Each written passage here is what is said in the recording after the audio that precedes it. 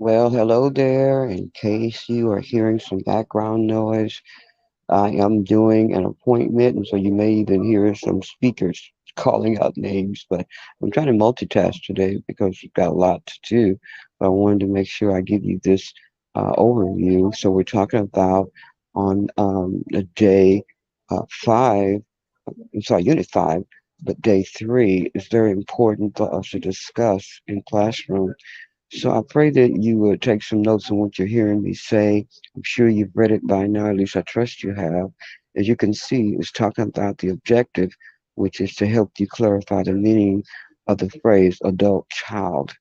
And we'll also consider how it applies to you. And so that is the objective for this day three. But my ultimate goal is to pretty much just kind of get you to look at what it's saying here in the heading of the characteristic of an adult child. So an adult child is a child who in some areas thinks or acts like an adult, but many times they do not get to do that from where they've been.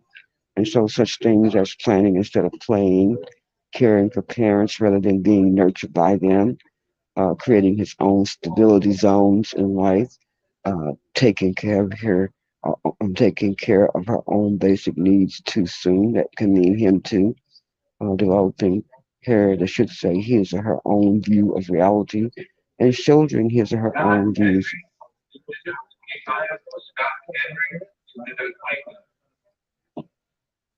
Okay, I got that was me.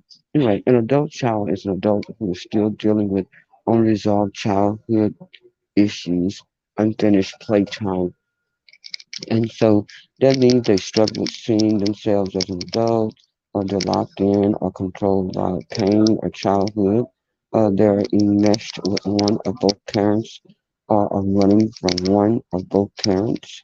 It's something else when you have a parent. It's almost like you parenting them. Still waiting for the blessing, uncertain of what is normal,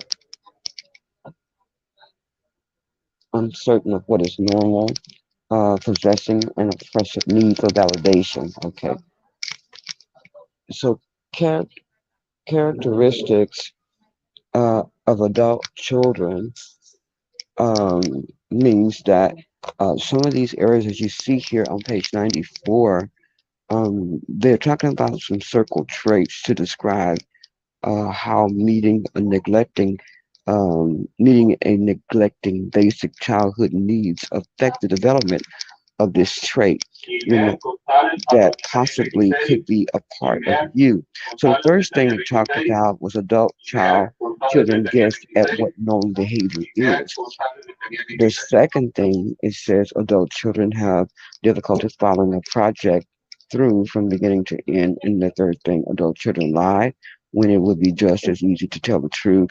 Adult children judge themselves without mercy. Adult children, number five, adult children have difficulty having fun. Number six, adult children take themselves very seriously.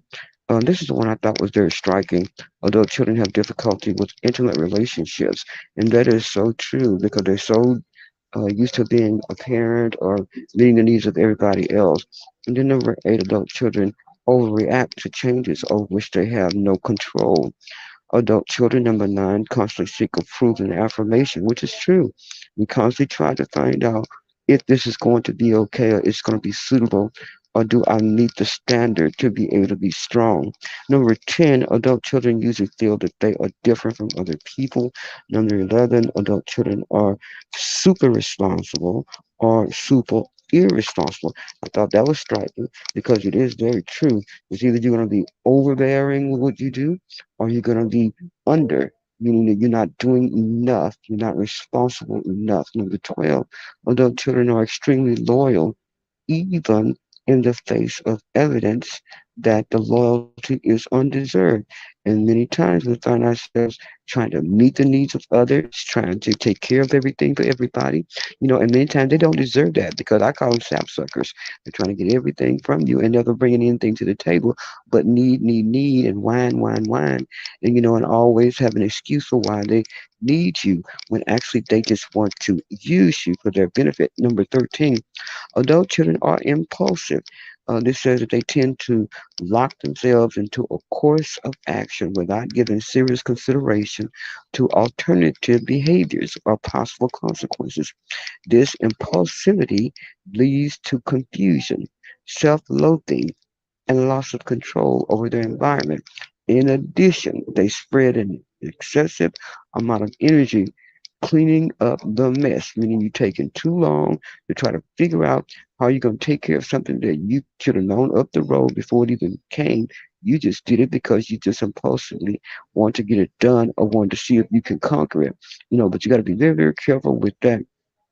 One thing that I think is very important that you talked about looking at yourself, one of your childhood pictures to see where you were and what you felt that you saw in that picture is very important as well. So look at one of your photos and see what you saw. See how you were set in the picture. See how that picture really showed you about what was going on in the surrounding, what you remember. And it tells a whole lot about where you are as far as being an adult child versus what you were wearing, how they dressed you, the position that you were seated in, and these kind of things, the look on your face, those things matter. And then we're looking at day 4, healing the pain of childhood losses. One thing I think is very important is you need to look at how you look at what it means to be a child. Many of us don't know how to nurture ourselves because we've been abused and mentally tormented so much because we think that we have to be perfect. And so I want you to look at experiencing inner healing. This is what you all are going to be going through when we do our first session on the roots that you may be hiding or trying to struggle to pull up on your own. So we're going to be talking about that later. But you got to understand that you cannot live your life over as a child. But what you can do is deal with the roots of the situation. So it's giving you some keys to look at for inner healing. And the first one is to confront your past. Okay, let's just face it. As we were going through the lesson, I asked you a couple of questions and was asking you, to tell truth in our last session. So we got to confront your past. The second thing, it says nurture the areas of loss. It said the third thing is claim the positive memories from your childhood and then develop childlike traits. So that means you have to confront your past. That means you got to be willing to move beyond denying the pain and problems that you're facing. You got to walk toward the pain. That means you got to make sure you're ready to nurture it. This is the reason why you all were given the plant and you giving it a name of the struggle so you can face that thing. And this is why you also are taking counseling with me so you can face the issues to see what you're going through about the painful, shameful things, right? And so then the nature areas of, nurturing the areas of loss. So you're going to be looking at what's missing.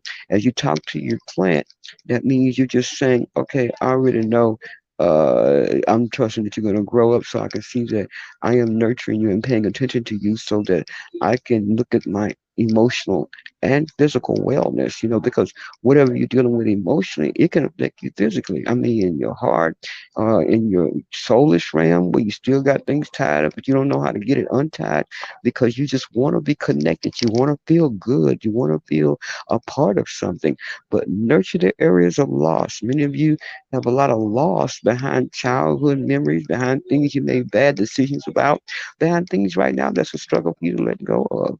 And so you want to cultivate your relationships. You want to make sure you give and receive good, healthy warmth and good, healthy conversation and company. Okay.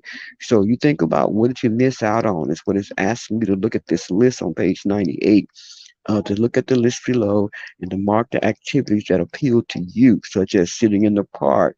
Did you miss that? Or having a new bike? In my situation, I never received anything but paper dolls. And so in my story, I share about, you know, getting paper dolls, even stealing paper dolls, and got punished for that because I wanted so bad to have a doll, dressing them up with the paper clothing and stuff.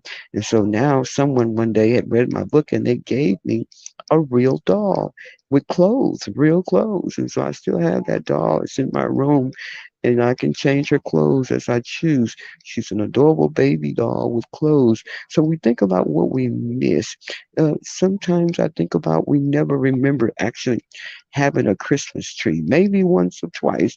But most of the important thing is that we didn't really understand Christmas because we had this dysfunction of just here, this is what you get, or this is what we got.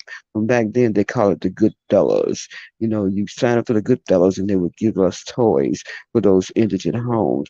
But give yourself permission to play, is what it's saying after this portion under nurture the areas of love.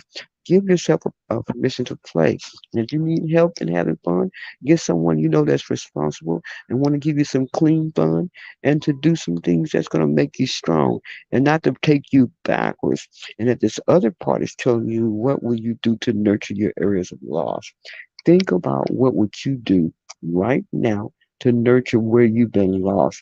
Maybe it's a friend or a childhood friend, or maybe it's something that you have had a loss about that has made you very angry. But I want you to list some good things from your childhood and then develop the childlike trait on page 99.